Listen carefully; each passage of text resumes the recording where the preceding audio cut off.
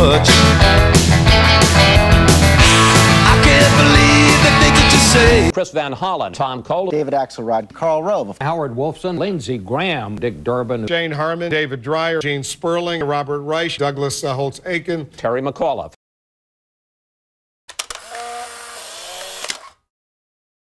Hyped up press over Memorial Day weekend, the Obama campaign inflaming it, tried to take these words out of context. She was making a point merely about the timeline. Has Senator Clinton personally called Obama? No, and nor should she. Let's be very clear, I will say this again. This has nothing to do with Senator Obama. As far as we're concerned, this issue is done. It was an unfortunate statement, as we said, as she's acknowledged. She's apologized. The apology, is accepted. I think it was unfortunate to attack Senator Clinton's remarks without knowing fully what she had said.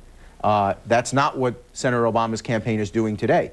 We have a different set of remarks from David Axelrod this morning. I think if there was a misunderstanding, let's get beyond the misunderstanding. I am a proud Hillary delegate, but I predict the race will be over soon. The loser will concede graciously, and I hope that we build what I call a unity ticket. Would the Clinton camp accept those two compromises that are coming from the states themselves? We would like to see all the delegates seated. The Clinton people say privately, if this agreement does not honor the results of the primaries, then they could take it to the Credentials Committee, which would be late June, and then you're into a terrible situation. I mean, John McCain's tax plan is a continuation of President Bush's tax plan, which is trickle-down economics. Senator Obama's plan is Washington in action. It's $2 trillion in more spending by the federal government. You're going to have to pay for that somehow, or you're George Bush III. Rose, you take on a comprehensive reform of health care so that we don't see people having their coverage drop. And Bush has failed in that regard. We've seen nothing. And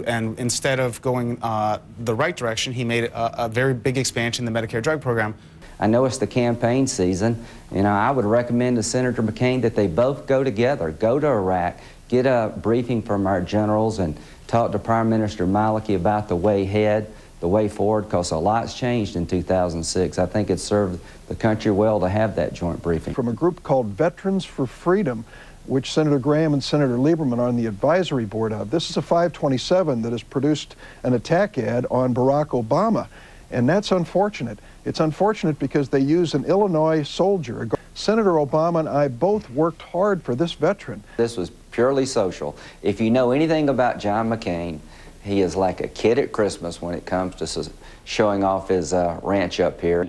Ironically enough, I think he is best served by being less on the campaign and more in the Senate. Go demonstrate some bipartisanship. Find either in the Senate some opportunities to roll up your sleeves with Republicans. I think part of the problem with the McCain camp is they're looking at it as an endorsement strategy. Let's get a couple of big evangelical leaders to endorse McCain. But what they really need to be looking at is infrastructure. They need to be looking at, how do they mobilize the base? We got some limitations in here. The question always is, are you going to do better by cutting the deal now or going forward? Having lowered the price, gotten rid of the tax increases, gotten the first limitations in, we made the judgment this was the right time to do it. You're saying the position of the Republican Party in the House is no earmarks?